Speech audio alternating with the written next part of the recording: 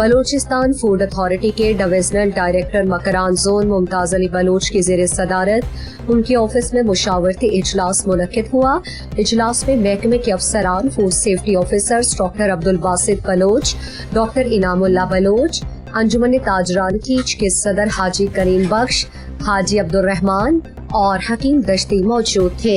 इजलास में तुरबत समेत मकरान डिवीजन में खुराक के मयारी अशिया की खरीदो फरोख्त से मुतालिक SOPs और जवाबित पर अमल दरामद के हवाले से सलाह मशवरा किया गया। इजलास में डिविजनल डायरेक्टर मकरान मुमताज बलोच ने कहा कि बलूचिस्तान फूड अथॉरिटी के कयाम का मकसद सूबा बलूचिस्तान के आवाम को सेहतमंद खुराक की दस्तयाबी यकीनी बनाना है।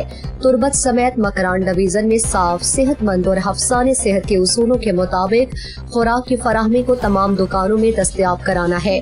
बलूचिस्तान फूड और इसके अलावा जो फूड अथॉरिटी है सूबे में, वो एक पॉलिसी और तरीक़ाकार के मुताबिक काम करती है। खुराक से मुतालिक तमाम दुकानदार फूड अथॉरिटी के SOPs पर अमल दरामद करें। इस मौके पर हाजी करीम बख्श ने कहा कि अंजुमन ताजरान की शहर में मुज़र सेहत फूड आइटम्स के खिलाफ हर मुमकिन ताउन करेगी।